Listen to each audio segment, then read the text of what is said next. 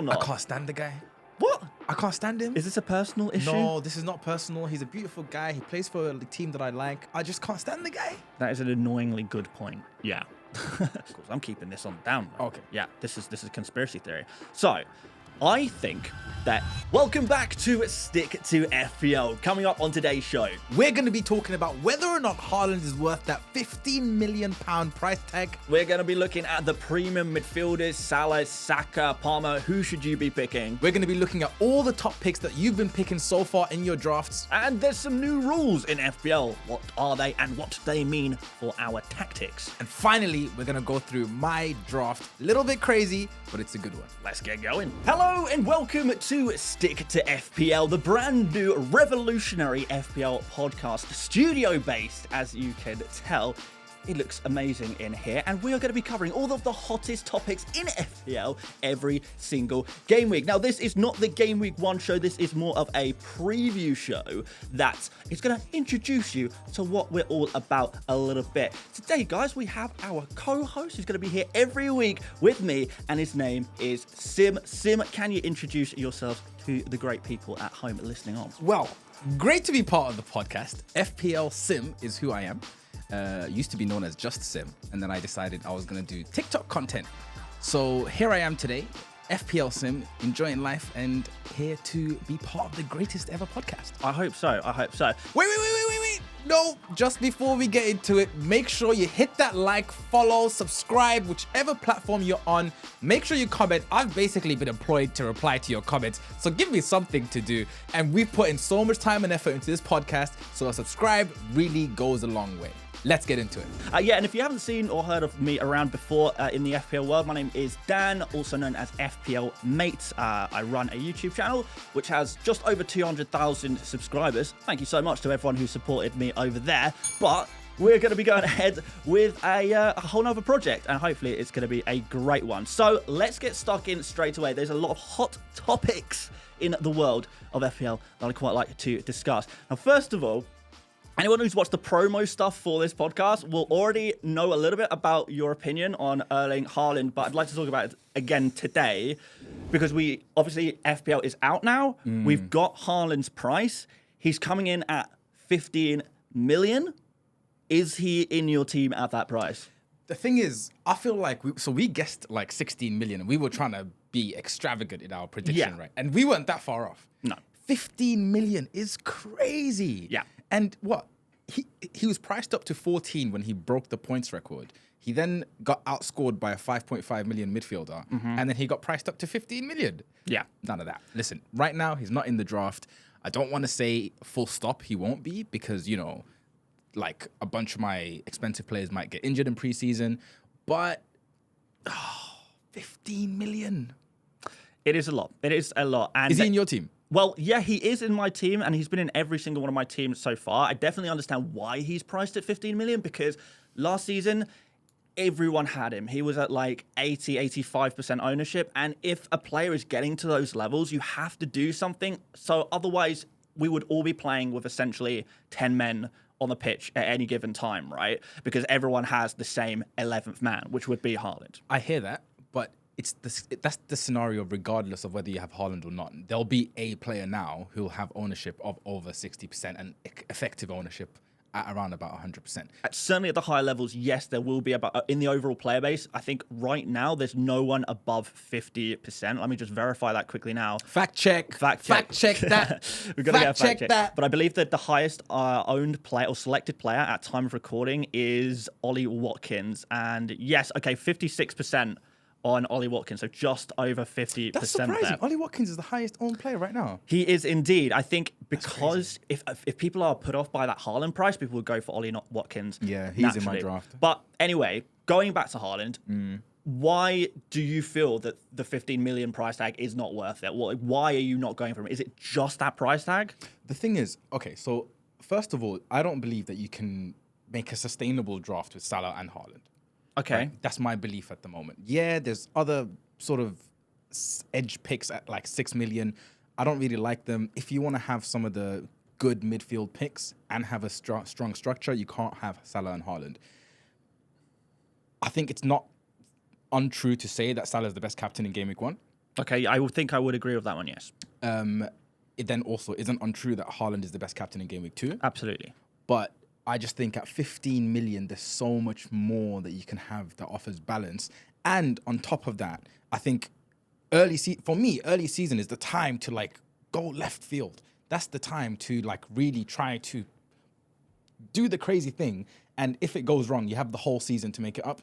People like to do crazy things towards the end of the season, and then suddenly you're 20 points behind. I completely disagree. You know what I mean? I completely disagree. A lot of people disagree. It's the going FPL narrative that you should be template at the start. Yeah, and then you can adapt to the information. Like you go in very, very safe. Maybe things don't go like amazingly, but you've got the right players in there. Maybe a lot of other people do. You've got reliable players who you know what they're all about. You know what they do. They're not new players to the league. They're not necessarily players with new managers. There's no risk there. And then you'll quickly gain information over the first few game weeks who is going to be amazing. And it's out of, how many players who regularly play in the Premier League? Like maybe 400 players who will regularly play in the Premier League this year. How on earth are you meant to guess which ones that are going to be the ones that emerge? Because you don't know. You can make a guess, and every year people try and make a guess. But who saw Cole Palmer last year?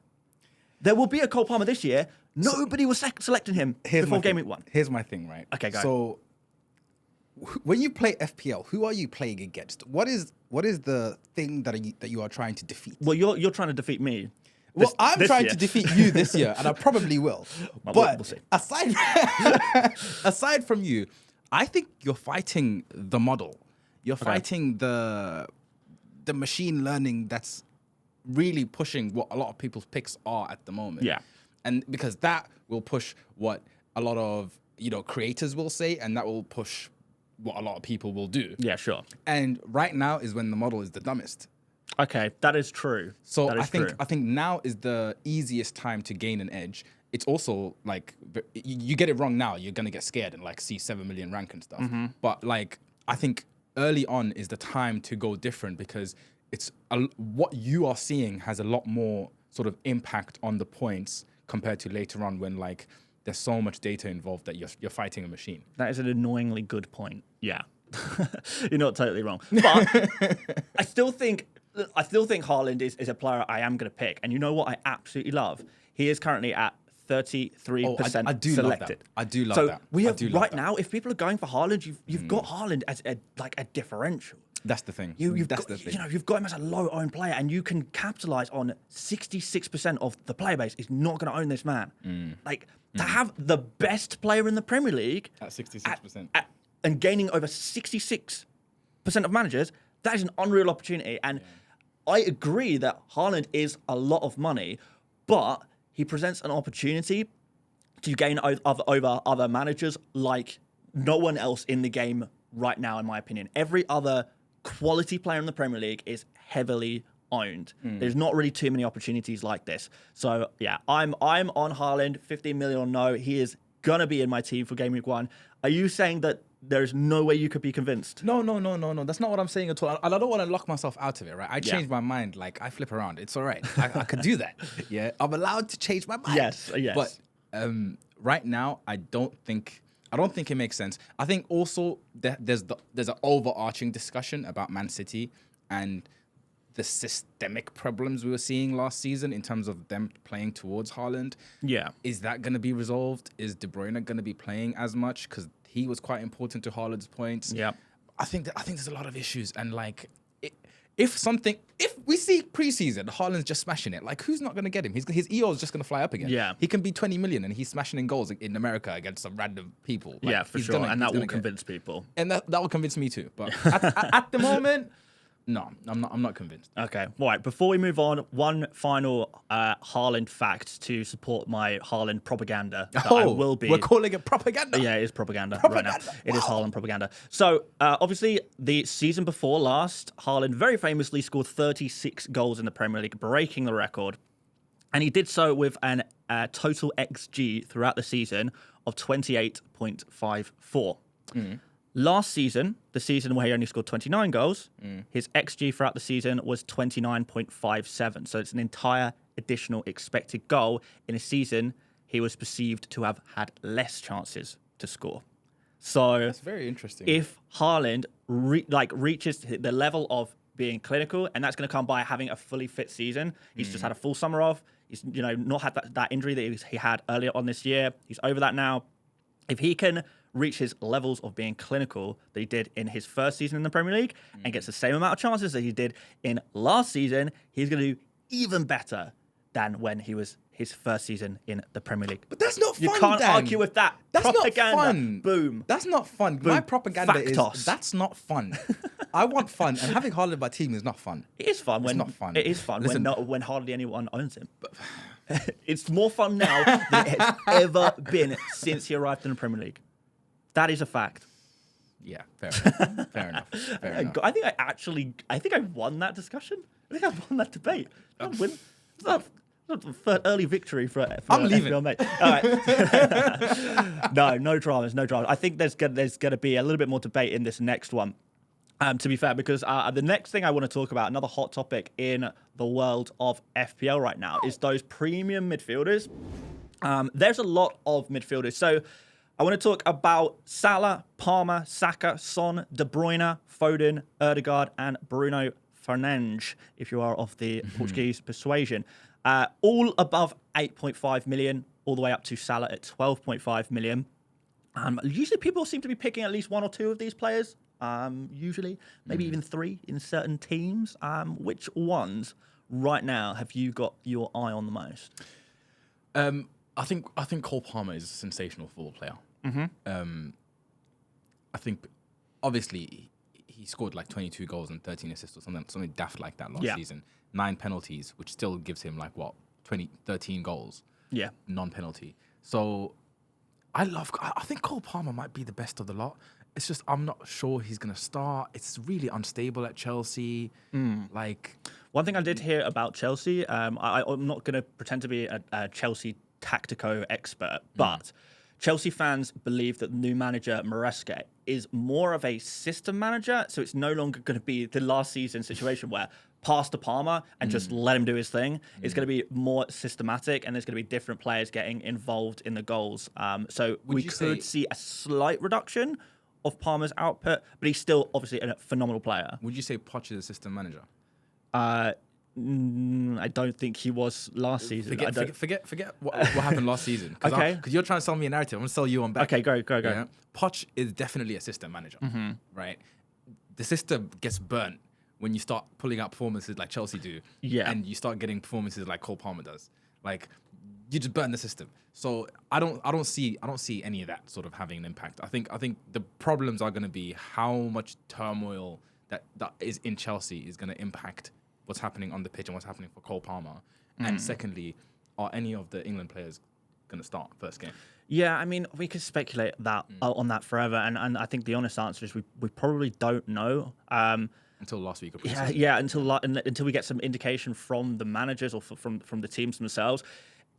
Really, we're looking at players missing a maximum of one game, and then they're going to be straight back in game week 2 and coming off the bench for the first game type of thing as well. Yeah, exactly. Yeah, I agree. And if we're talking FPL terms as well, it's not like, okay, let's go without Foden, Saka. Let's go without who else made it quite far in the Euros. Foden, Palmer, Saka. Fernandes, Palmer. It's not like you're going to say, okay, we're not going to pick any of these players, and then we're going to transfer them all in game week 2. Which Spanish players in the Premier League? Cucurella, and that's it, right? That's pretty much it. Yeah. That's crazy. Yeah. That's There are others. Best league in the world. I've got a question for you. Go. Who are the 2 worst players on that list? 2 worst players? Bruno Fernandes and not. On the list, I would say... I'm going to rephrase. Who are the 2 worst FPL picks? The 2 worst FPL picks are Ødegaard, without a doubt, and the second worst is probably De Bruyne because he's not reliable and he could be leaving the Premier League anyway if rumours are to be believed. But we'll see close to the game. Why Ødegaard? He's not on penalties. Most of these other players are on penalties. Out of the players mentioned, it's only De Bruyne, Foden, and Ødegaard not on penalties. Salah, Palmer, Saka, Son, and Bruno all take their team's penalties, so that gives you an immediate advantage there. And also, I don't think Ødegaard is not really a fantasy asset. He's a brilliant player, but I was looking at the creative numbers between like Saka and Ødegaard, for example. Saka's creative output is more than Ødegaard's. And Ødegaard is the creator. Saka's, he's far more advanced. He's in the box more. He's taking more shots. Ødegaard takes the occasional pop shot, and yes, he takes free kicks, which is somewhat useful. Yeah. But No, Ødegaard is comfortably at the bottom of this list for me. Is there anyone on here that you would just straight up avoid? I think I'd avoid Son. I think I'd avoid Son and De Bruyne. I would give Ødegaard time of day. Yeah. You would? Yeah, he's not in my draft. Is that just cutting budget from Saka? If you're choosing one of Saka and Ødegaard, is he worth the downgrade? I think it would be both. Okay, I wouldn't go without Saka. Yeah. I think Saka's too important at the moment to Arsenal and to our FPL teams. Okay, that's fair. Yeah, I think for me, Palmer and Saka, I don't understand Foden as a human being. What does that mean? I don't understand him. What do you want to meet his family and his kids? I think that would help. I want to understand the psychology of players is very important to me. Okay. I've got Palmer and Saka nailed down to a T, who they are, what makes them tick, right. what makes them happy. I don't understand Foden. What makes Palmer happy? Palmer is just a rogue human being. Palmer doesn't care about rules. He doesn't care about ethics. Yeah. Palmer doesn't care about ethics. That is a bold statement. Can we just say allegedly? Allegedly. This is Cim's psychological profile of Cole Palmer. Cim's opinions do not reflect the opinions of the Stick to FPL organization. But you know how some players have that, like, there's like a block almost of, they think, should I do this? Okay. When they're making a decision on the field. Cole Palmer doesn't have that block. Yeah. And like, that's a personality thing. That's not a football tactic thing. And that's why I love him as a player. And that's why I think he's just going to keep getting better at the moment. You saw it with Man City. Like, you're playing with Man City. You've been put on for an important game as like a player who never gets minutes. And you try and curl us from outside the box at Man City. Who do you think you are? Like, hey, but that's nice for FPL, right? That's why I love Cole Palmer. Yeah. That's why I love Cole Palmer. Saka is the same, right? Saka's got sort of one initiative and he understands what his job is. He understands what he wants to do. Foden, I don't get the kid. No. Okay, but I think, to be fair, his role is still kind of being shaped at Man City, isn't it? That's what I mean as well. Like, he doesn't know what he is. His team don't know what he is. Yeah. He's Pep, before last season, said he doesn't like him in midfield. He then starts playing in midfield, playing well, but questionable sometimes as well. England didn't work. How's that going to impact him next season? I don't know. It's a question mark. Fair enough. So you would say that Foden is one of the players out of these premium midfielders that maybe you're a little bit more cautious on. Would you say? Yeah. You are. I'm pretty hot on him. I would say cautious. I think I rank him higher than Ødegaard, Son, and De Bruyne though. Okay, let's say we'll each do this. You take 2 and avoid 2, and everyone else is just somewhere in the middle. Oh, that's too easy. Okay, who are you taking? Oh, Salah as well. Ooh. Don't swear. Oh. That'll get bleeped. I hope. That's tricky. That's really tricky. Okay, we'll exclude Salah because I think everyone takes Salah.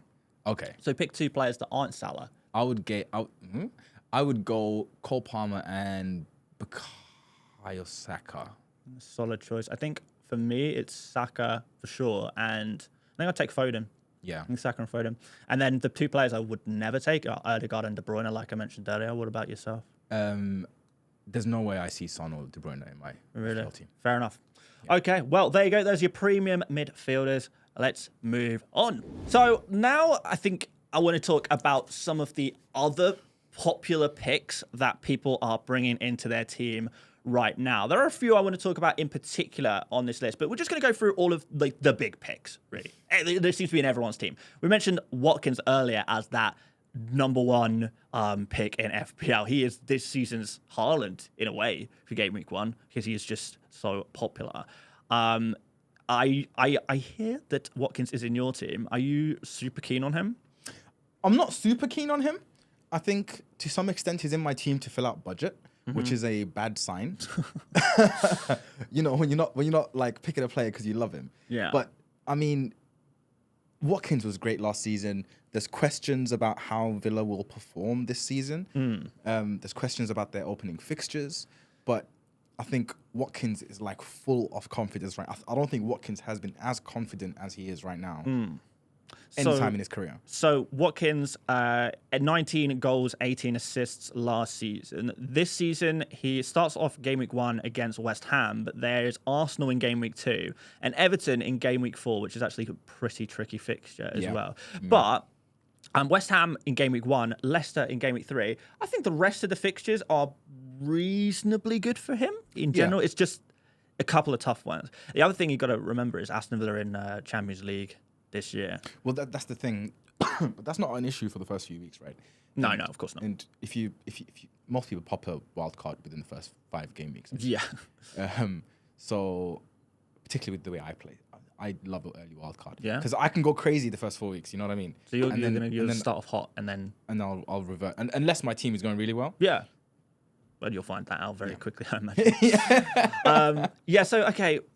I personally am not that hot on Watkins.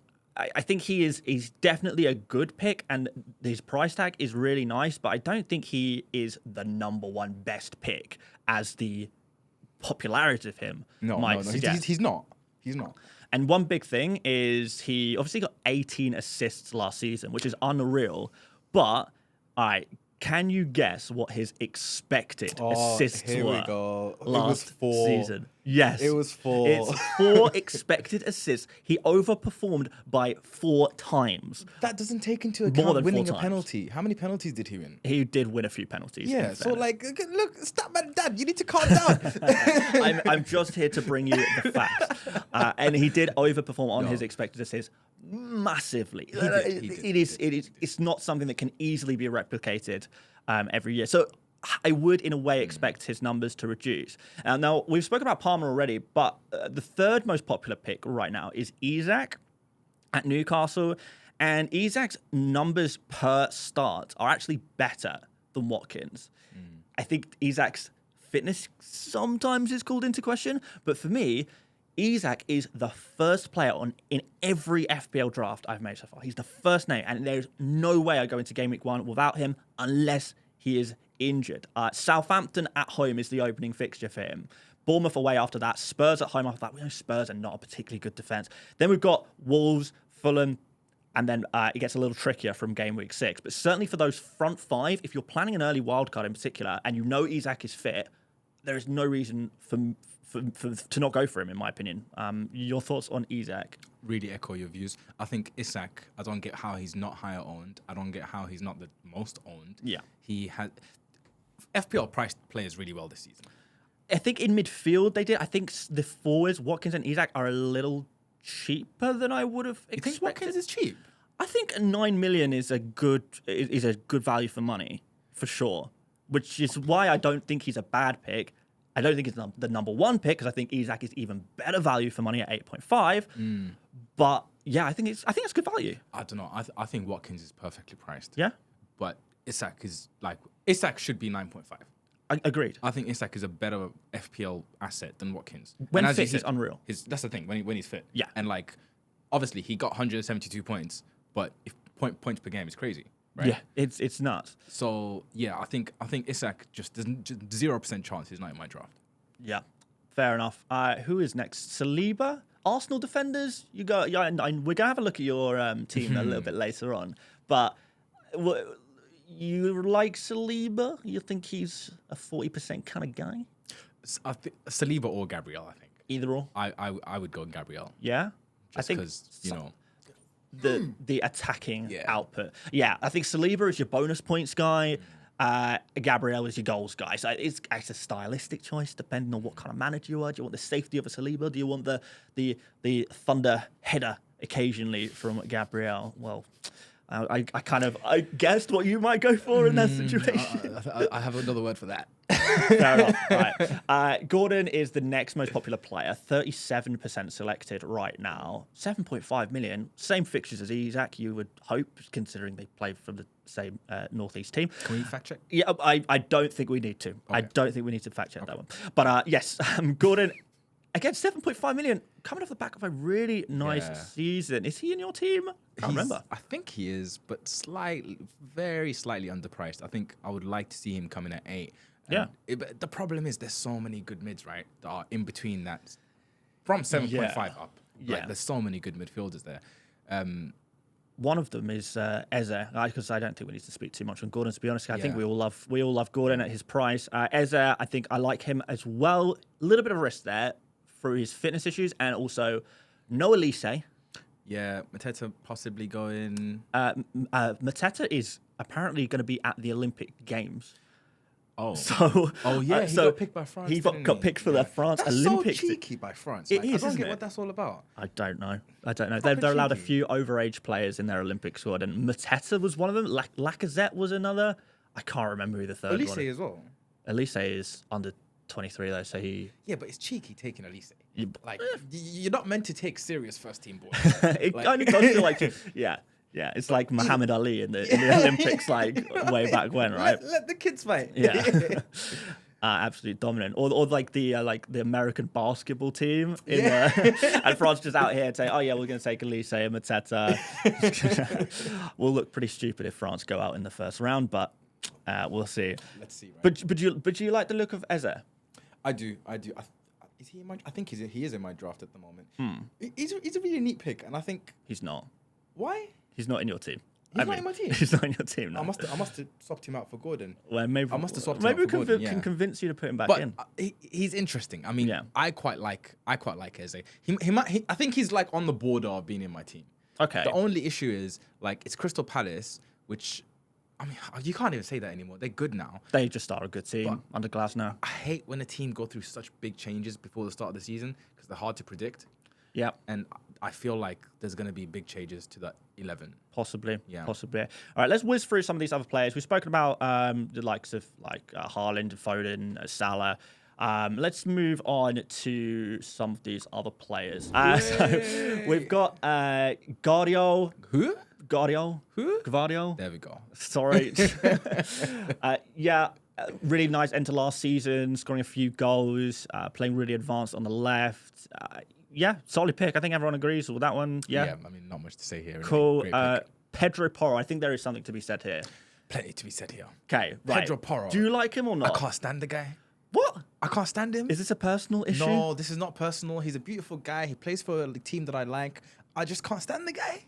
Why? He burnt me so much. Like, as an FPL asset. As an FPL asset, how long were we waiting for a goal? Yeah. Right. I mean, How long were we waiting for a clean sheet as well? Can I add? That's the thing. Like defensively, they're horror, and like he keeps shooting, but he don't score. I think he scored 1 goal last season. I had him for that goal. Oh well, that's not so bad. He actually scored 3 goals last season, by the way. he didn't. He scored 3 goals, 8 assists. Okay, the first 2 goals must have been way early. I think a lot of the joy people got from Pedro Porro was earlier on in the season. To be fair, there was that like 25 game week barren period. Yes, a big period in the middle. Ever since Van de Ven got injured, it was just bad. Yeah. So no, I mean, look, what's Spurs' fixtures? Spurs open up against Leicester away, which is pretty decent, and Everton at home in game week 2 isn't too bad for a defense as well. For game week 3 and 4 are Newcastle and Arsenal, so not so good. You got maximum 1 clean sheet in there. In the front 4 fixtures, there is maximum 1 clean sheet. So you really are relying on attacking returns. And against Everton, who don't really concede chances, Newcastle, you can be got at. Arsenal absolutely cannot ever be scored against, ever. And that seems to be the case anyway. Yeah. Well, since I'm ruling him out, he's probably going to smash it. So. No, Pedro Porro at 5.5 is not for me. And another reason is obviously Spurs have signed a new player, Archie Gray, from Leeds. And he's meant to be like a well-beer. He's meant to be one of the next big things in football, and he's quite a versatile player. So he can play either in the central midfield positions, but also can play in the fullback positions. And I've heard some Spurs fans saying Archie Gray could take Porro's position in that right back slot. Not necessarily every game, but it does throw Porro's minutes into question at least a little bit. I don't see that. So yeah, okay, we're both agreeing that Porro is probably not the one. João Pedro, I don't want to speak on him too much right now because he's not going to the pre-season tour for Brighton. He's been left at home, and we don't know why yet. So, interesting. I can confirm. I've spoken to the new manager. Yeah, whose name is... Not De Zerbi. No, correct. Yeah. He said he stubbed his toe. Is that it? Factually confirmed. Is that actually true? That's not true. Okay. Thank you for that, Sim. So, yeah, okay, we'll leave him for now. I think we maybe talk about him in the Game Week 1 episode when we have a bit more information. We've got Dan Burn on here. Very, very popular as a 4.5 million defender in FPL this year. Are you keen on him or not? I mean, the Newcastle fixtures are nice, right? Southampton, Bournemouth, Spurs, Wolves, Fulham. Like defensively, that's really good fixtures. If you're a defender, that's pretty good. Yeah, so he's in my draft. I'm almost certain. Yeah. I don't know. Like, there's nothing exciting about it. It's not going to get you anything other than a possible clean sheet. But he's cheap as chips, like 4.5 million. Newcastle defense. Some like the injured players are gonna be back. Yeah. I got no issues with that. One small concern with Dan Burn for me is obviously Newcastle signed Lloyd Kelly from Bournemouth, who's also a left-sided centre-back / left-back. I can see a universe in which we see a Newcastle back line of either Trippier or Livramento on the right. Right centre-back will be Fabian Schär. Left centre-back will be one of Burn or Kelly. And then the left-back position could be one of Burn, Kelly, Livramento, or Lewis Hall as well. So I don't think Dan Burn is 100% nailed on to start every game, but should be pretty secure. I would say as a fourth defender, he's a good pick. Yeah, okay, fine. Not as a starting defender. I think you're risking it a little bit, given what you've just said. Yeah. We've got a couple of goalkeepers next on the popularity list. Turner and Raya, all both sitting just over 20%. Why is Turner so highly owned? Because I think people are looking for like a bench 4 million goalkeeper. But he's not going to start. He's not going to start, and he looks like he's going into the new season as the third choice goalkeeper for Forest now. In my opinion, that's too high. Okay. They should hire me, and I'll be third choice. And then Turner goes down to and fourth. Turner will be fourth. Makes sense. I might be late to a few of the episodes. No problem. So Turner, obviously, as a 4 million goalkeeper, I think scored the most last season. So he's just been auto-drafted into a lot of people's tiers. Fair warning on Turner. As soon as people realise that Turner is never starting for Nottingham Forest, at least probably not, he's going to drop down to 3.9 million very quickly, and you will lose value on him. So, yeah, early tip, probably don't pick Turner. He's a little dangerous if you value team value. We don't like that negative equity. Yeah. We do not. Anderson is probably the last. We'll talk about Trent after. But Anderson, another 4.5 million defender. Poor Raya. Just got skipped. Raya. Yes, sorry. Raya. 5.5 million Arsenal asset, a little bit cheaper than Gabriel and Saliba. Yeah, I mean, there's four 5.5s, aren't there? And he's probably the best of the lot. Yeah. He's certainly the best 5.5. My issue is with him is, yes, he'll get clean sheets, but he doesn't make a save. Yeah. He makes one save a game, never gets bonus points. Yeah. You're looking at 6 points tops. Yeah. Which you're going to get 50% of games, maybe 60% of games. Yeah. A little boring, but he does the job. At least Edison gets you like 1 assist a season. You know Yeah. A little more exciting. He'll also get you like significantly less clean sheets per season, but still. Okay, now we'll talk about Anderson. In my opinion, I prefer Anderson to Burn as a 4.5 million defender. So just to go through Crystal Palace's opening fixtures: Brentford, West Ham, Chelsea, Leicester, Man United, Everton. That's the opening 6. Yeah, I mean the fixtures are great. He's a slightly better Dan Burn, if you ask me. Like, he's not gonna do too much for you. Munoz is much better if you can get him, but he's 4.5, cheapest chips. Lets you do a bit elsewhere. Yeah, that's completely fair. He does have a little bit of aerial threat. We've seen him chip in with the occasional goal. 2 goals last season. I swear he went on like a run being top scoring defender for a bit. Yeah, because he also got 3 assists last season as well. Yeah. 10 clean sheets in 38 starts. We started every single game last season for Palace. 10 clean sheets. The majority of those came in the second half of the season because Crystal Palace under Glasner have just been a different beast. It's turned world class. Yeah. Essentially, it turned into a top 4 team out of nowhere. But yeah, Anderson, I really like him. I think he does offer you a little bit of bonus point potential, a little bit of goal threat, and clean sheets. If Glasner can keep Crystal Palace going as they left off last season. Let's ask the question. Do you think he can? Yes, I do. I do think he can. I think the system is working. There's a lot of quality players. I mean, you've got Wharton, for example. He's not going anywhere. He was one of Crystal Palace's best players last season. Everyone talks about Eze and Elise, particularly us as FPL managers. We're not too interested in a player like Wharton, but he really seemed to revolutionise that team in many ways. They've got some quality defenders. Anderson is a top-class defender, as is Gay, as we saw in the Euros as well. Yeah, really surprised me at the Euros. Yeah, it's a good team. There's some really good players in that team, and it's working. And they seem to believe, and they seem to want it, and know what they can achieve. So yeah, I think they carry on. I do, and I think you've got to go into game week 1 with at least 1 Crystal Palace player, if not 2. 3 is on the cards. How many you got in your draft? I've got 2 in right now. I could be tempted by a third. Oh, which third? The third would be a goalkeeper out of Johnston and Henderson, and we don't have a clue who that's going to be. Yeah, that's why you can't really go there that much. Yeah, but if you're looking for a 4.5 million goalkeeper, and we get confirmation that one of them or the other is going to be starting for the start of the season, they are the best 4.5 million goalkeeper. We just got to get that information first, right? Yeah. Final player to talk about out of the popular players is Alexander Arnold, who seems really, really popular among fantasy football content creators. I'm seeing him in a lot of content creators' teams. He's not in mine because I'm pro Haaland.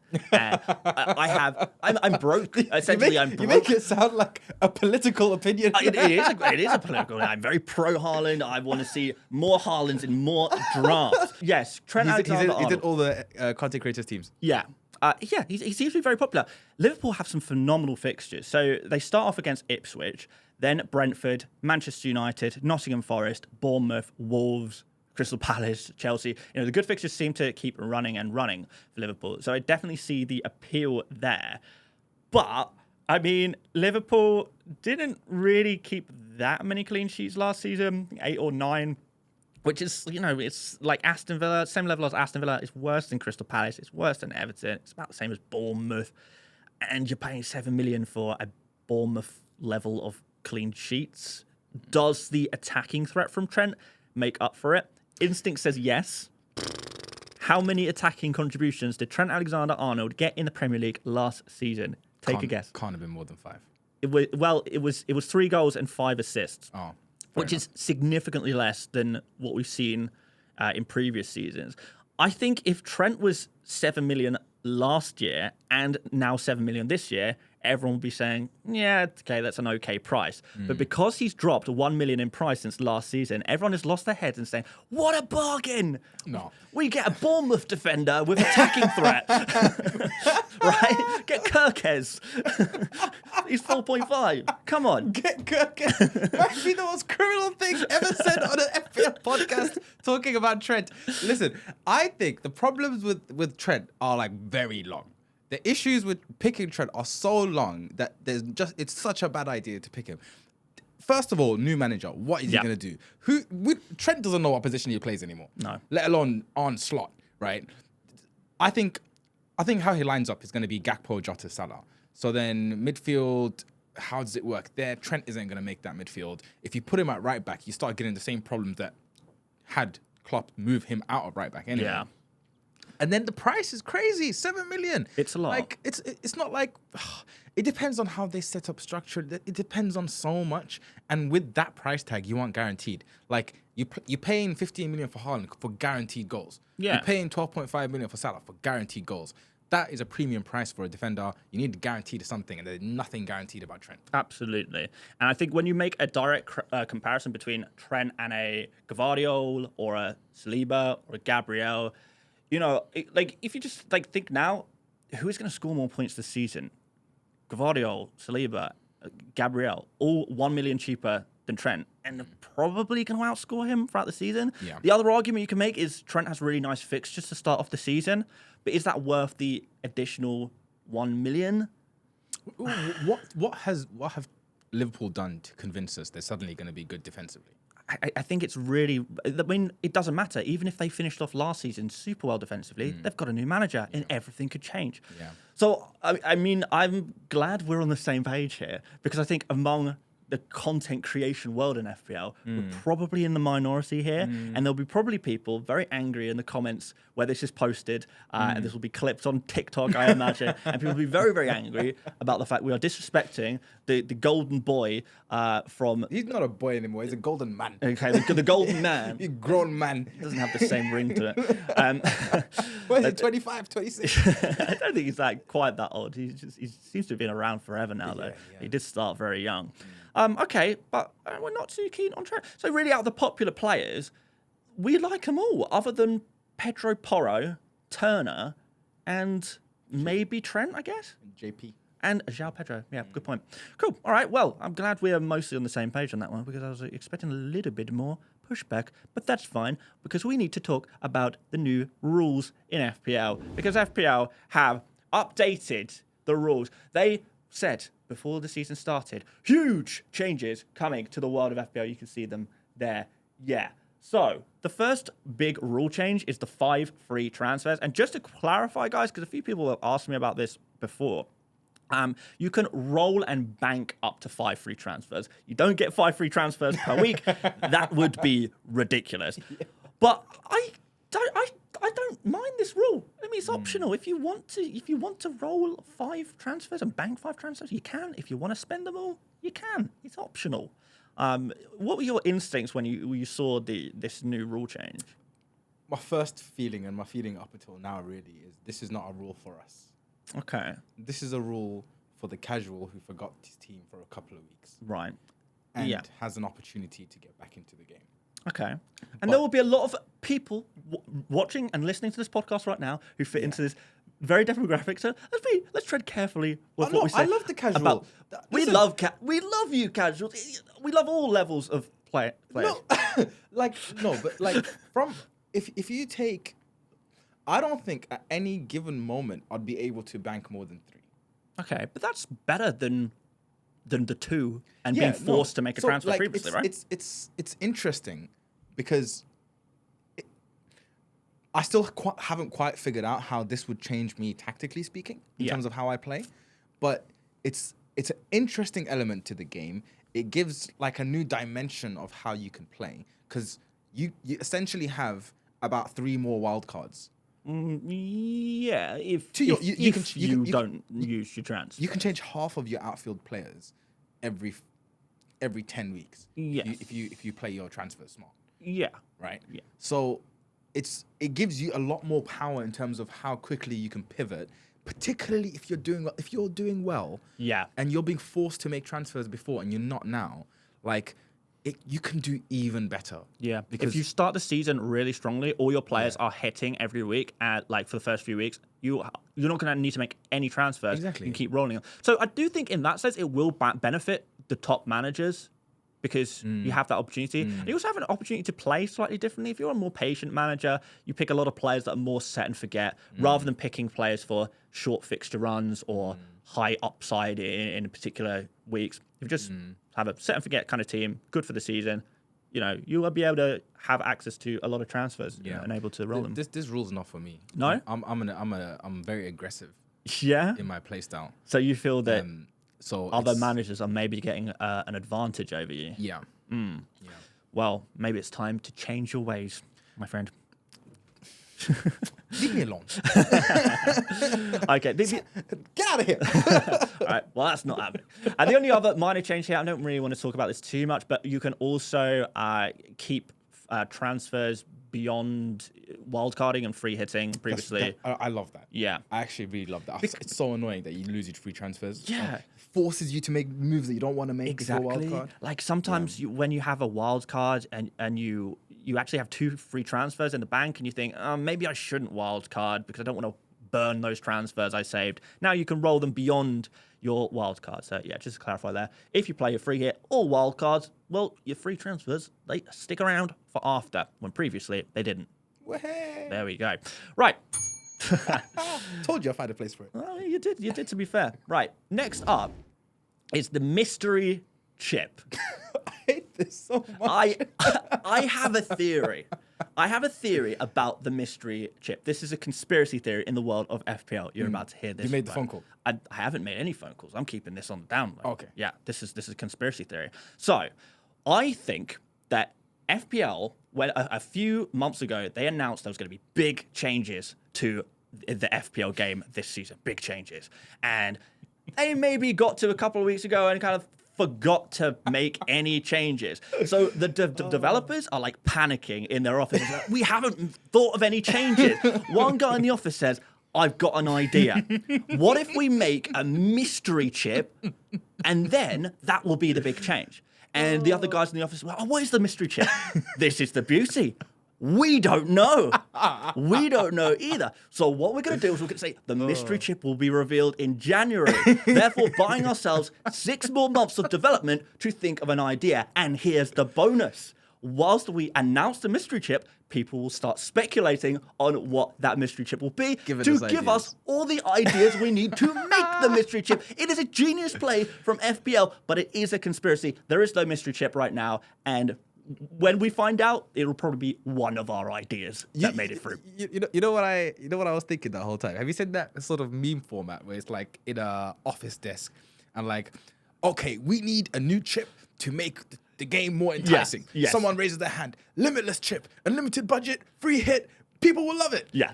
No. Someone says, defensive midfielder points. People want more players to pick from. No.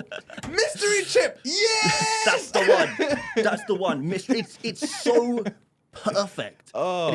It's a genius plan. And honestly, considering it is, maybe okay, we haven't got anything. I think it's a genius move. If you believe this conspiracy theory is actually conspiratory, yes, do you want to stick it to the man by not predicting any mystery chips? Okay. Yeah, we won't give them the idea. Oh. Yeah, Keep my ideas to myself. We'll tell each other the ideas off air.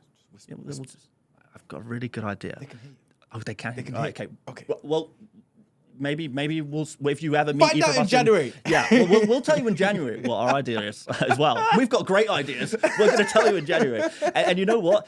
We've got some great plans for this podcast as well, but we can't tell you until January what they are. If anyone's got any guesses of what those great ideas for the podcast might be, let us know. The guess, but it will be revealed in January. It will be. And we have definitely thought of it now. Oh, 100%. 100%. All right, finally, the final rule change, I suppose, within FPL is changes to point scoring a little bit here. So the first one is a little bit random, which is the points scored by goal. Well, if a goalkeeper scores a goal, that is worth 10 points. Right, can you tell me the last Premier League goalkeeper to score a goal in the Premier League? Alisson against West Bromwich Albion. Correct, absolutely, in May 2021. Injury time, absolutely sensational. It was a huge moment. And to be fair, if you own Alisson that game week in FPL and you got a 10-pointer out of that as well, that would be just insane scenes. That elevates the game, in my opinion, and creates an insane scene, like more excitement. Love that. Up until that point, I thought a goalkeeper got 7 points for a goal. It was 6 points for a goal prior to that. So it's 4 for a striker, 5 for a midfielder, 6 for a defender. And I never saw a goalkeeper score a goal before. So I assumed it was 7. Okay, yeah. And then it was 6 points. And I was like, so what? It's the same as the defender. My centre-back scoring a goal is the same as my goalkeeper? A goalkeeper scoring a goal should be far more exciting than a defender scoring a goal. I'm all for this point. I'm all for this.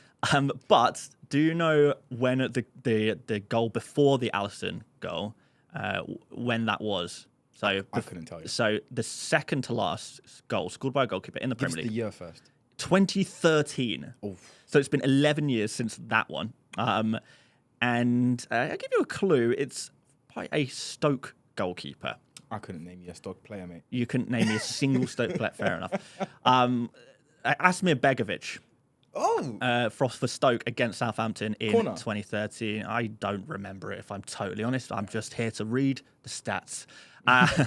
Before that, there's only been 4. So 6 total goals in the Premier League by goalkeepers. The other 4 were Tim Howard in 2012, Paul Robinson in 2007, Brad Friedel in 2004, and Peter Schmeichel in 2001. So Schmeichel makes every goalkeeper list. Like, relax, he does, doesn't it? Like, why is your name everywhere? It's like Messi of goalkeepers. It kind of is, yeah, in Premier League terms, yeah. But yes, it doesn't happen very often, and I think, fair enough, if you want to give a bunch of points to something that is super rare, I think that's fun. I like that. Yeah. Big fan. All over it. Next one is there a few changes to the bonus point system, and I don't think most people probably don't really care about this, to be honest. We do as geeks of FPL. No, so I don't, I haven't, I'll be honest, I haven't fully read it. Okay. And I think we should care about this. Well, I agree, we should care about it because it does make at least a small difference in how you pick players. Of course. But like, I mean, you're talking about like, this is very abstract information to try to make decisions based off. It is. I think so. This is. I'll read it out verbatim. So goalkeepers and defenders conceding goals will get slightly less bonus points, generally speaking.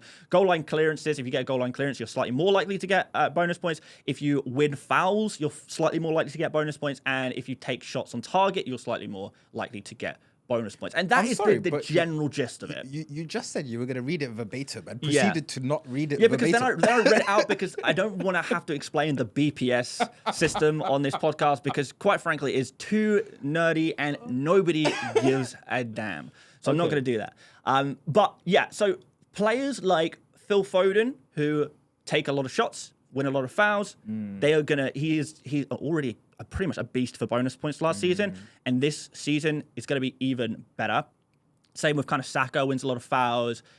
Salah takes a lot of shots on target. So they're going to be slightly more likely to get bonus points. And that's pretty much the gist of it. I mean, Haaland off this is just going to be a machine, isn't he? He will benefit from shots this. on target stuff. He will. And defenders and goalkeepers, it's only a negative thing for them. If they concede goals, even if they score or assist in their games, it's going to be much harder for them to get bonus points. I say much harder. It's going to be a little bit harder. See, I don't know how many bonus points or BPS you get for anything. So Yeah. I don't know what this means in like if a goal is worth 30 for a goalkeeper or a defender, then -4 I guess isn't actually that bad. Yeah, it's But not quite that much. I don't know what the like. So to get bonus points in a game, you're probably looking at about 25 BPS will get you 1 bonus point on average. Yeah, but Total. how much do you get for a goal? I think like 20. It depends what position you are. Different positions. Yeah, It the is strikers get crazy. You know what? BPS for goals. This is exactly why I said at the front of this list, like, this is way too nerdy. There is no point getting into this. This is not the place for this. Let's move on. Let's move on because the final thing I want to talk about is your team. Like, I'm not going to go through my team today because if you want to see my team, guys, go and check out the FPL Mate YouTube channel. And then we'll show you my team there, and I can get the ad revenue from you guys. I want to react to your team. Maybe we'll do it in Game Week 1. We'll do it in Fair Game 1. But I wanted to see where you are right now because I knew your team would be far more interesting than mine. And so we've got it on screen if you're watching video. If this is just audio for you, if you are listening as an audio only, Sim, will you do the honors of reading out your fantasy team at this present moment? In goal, I've got David Raya. In defense, we've got Gabriel, Gvardiol, and Anderson. Midfield made of Cole Palmer, Phil Foden, Diogo Jota with the vice captaincy, Anthony Gordon, and then up front, I've got Kai Havertz, Ollie Watkins, and Alexander Isak with the captaincy.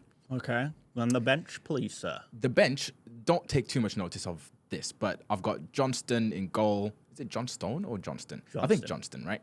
And then I've got that. It's not John Stones. He's a defender. He plays for Man City. Not John Stone. John Stone. I don't know. When you have an E at the end of a word in English, you're meant to pronounce the vowel in the word as the letter vowel. Okay, don't worry. Johnston in goal. I've got Barco. Is that how you say his name? Barco, the young Brighton left back who may start because of the Stupinian injury. And then I've got Konsa and Winks as the cheapy 4.5. Yeah. Who I think Winks is a decent option. He'll get minutes. Yeah. He'll get minutes. And that's there's not too many 4.5 million midfielders that actually will get minutes. Exactly. To be fair, I'm sure there'll be some that emerge, but he's in there for now. And yeah, this is the team. I haven't got Haaland and I haven't got Salah. Yeah, that's the first thing I noticed when I saw this team because I feel my instincts say if you are not going to have Haaland, it's because you're going to get Salah instead. But you've kind of gone slightly away from that. Yeah. So what is the thinking there? So I've always kind of been sort of at the start of the season predicting Salah does badly. Yeah. Like it's I start the season, I say I think Salah will do badly this season. And here I am again saying I think Salah will do badly this season. Against Ipswich. Against Ipswich away from home where he's probably going to bag a hat-trick. But if Diogo Jota starts up front, I want him. And that's just final, right? If Diogo Jota starts, I want him for that game. Yeah, 7.5 million Diogo Jota. If he starts, he is an unreal FPL asset. And honestly, he makes Liverpool's best 11, doesn't he? Yeah. I mean, like, Nunes just isn't anything compared to him. Yeah. And the really interesting part of this draft is I was, like, running out of money. And I don't have Haaland and Salah. Like, I couldn't pick Munoz over Anderson. Yeah. Like, where's the money gone? The money's gone on Watkins. I have to say, I'm looking at this team and I'm also wondering where the money has gone. The money's gone on Watkins. Cole Palmer's 10.5. Foden's, 9? Yeah. Well, the way you shave money off this team instantly is you've got Johnston on the bench. Yeah, it's a half and million if you've got Raya, When are you ever going to play Johnston? Yeah, no, that was a bit of a stupid decision. So, You said it, not me. yeah, you have to bear in mind this draft has little thought into it. This was the draft that I put So you together. you prepared for this podcast then? Listen, I didn't know we were reviewing my draft until about 35 minutes ago. So I picked Raya just because like I got rid of everyone in my team and I started filling it out, assuming I was gonna have loads of money. So I picked an expensive goalkeeper, and then Johnston just doesn't need to be in there, which is fine. But Raya and Johnston have an extra $500,000, and then another 1.5. It's about an extra 2 million in there. Well, no, 1.5 million, I should say. Yeah. Which can be pulled out easily. And then Gabriel and Gvardiol definitely going to be in my team, I think, regardless. Both sensible picks. Yeah. Anderson, I would like to be Munoz. Mm-hmm. Daniel Munoz at 5 million looks incredible for Crystal Palace. Completely Super agree. attacking, right wing back, basically plays as a striker. He's so good. I saw him live play against Spain. Oh, yeah. Yeah. Scored a stupidly good goal. Yeah. Was that at Wembley? It was at Wembley. No, it was at London Stadium. Oh, okay. Yeah. Yeah. Stupidly good goal. So, I mean, really like him. I think he'll make my team. Foden is currently in the draft. He could easily go. Palmer's currently in the draft. There's about a 5% chance that he goes. Jota is staying if he plays preseason, and Gordon is like definitely not going. Watkins could go. Havertz not going. Okay. I think you can get Jota to Salah if you wanted to.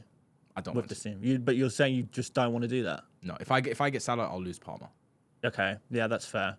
Yeah, Jota. I think Jota is so risky, but it's one of those ones. Like, if that pays off, it's big. And I definitely think you've got to have some risk in your team, I don't think Jota's right? risky at all. You don't? Like, I don't think Jota's risky at all. He seems to play when he's fit, doesn't he? I don't see any universe that Jota doesn't play. Where does he play for you? He Left plays, wing or he plays up front. central striker? I think Gakpo is virtually guaranteed to play left wing. Yeah. Because it's the whole Dutch thing, right? Yeah. And then I think Jota's going to play up front. And I think if Nunes plays, he'll come on for left wing. Fair enough. Okay. I mean, to be fair, the double Arsenal defence is expensive, but it could work. I don't know if Arsenal's fixtures are quite good enough to justify double Arsenal defence, but they're Arsenal and they'll keep clean sheets against anyone. It doesn't really matter. You know, we saw them keep a clean sheet against City last season. Aston Villa, who they play in Game Week 2, not so much, but it could for sure happen. But yeah, Aston Villa Game Week 2, Spurs Game Week 4, Man City Game Week 5 worries me a little bit for Arsenal defenders. So I don't know if I would double up there personally, but it's a different angle to try and get some points, and I get it. I think the issue is you're assuming I've put a lot of thought into this draft. Right. I haven't. It's the game was about 4 weeks away. This is what felt good. Okay. So we'll move from there. I'm gonna have one of Salah or Haaland. I think. I think it's a bit ridiculous to go without. This just looked really nice to me. It felt good. This is what I would pick if I wanted to have fun. Fair enough. And this feels like a fun draft. It does look like a fun draft as well. I'll be interested to hear other people's comments on this draft. Yeah, see what they say. I think you're going to get destroyed. Beep. That's what they're going to think. You're going to get destroyed. Right, okay, well, that's all we've got for today, guys. I do appreciate everyone who has watched or listened to the show. Do make sure you are liking and following on all content platforms. We're going to be on Spotify, on YouTube. We're going to be posting clips to TikTok, Instagram. So wherever you like to consume your content, make sure you are following. Stick to FPL. You can search that, often one word. If it's a social media handle, you'll find us, I'm sure. Any final closing statements for Sim? From Sim, what do you want the good people to do at home? I want the good people to go and subscribe to stick to FPL and FPL Mate, because he's a struggling YouTube content creator who really wants to make his mark on the YouTube world. I'll make it one day. He wants to make it to 300,000 followers. Yeah, one day, maybe. And please help him get there. And check out the content. We'll be here all season. Yes, all season. See you guys on the Game Week 1 episode coming out in a few weeks. Cheers, guys, and we'll see you later. Bye-bye. Peace.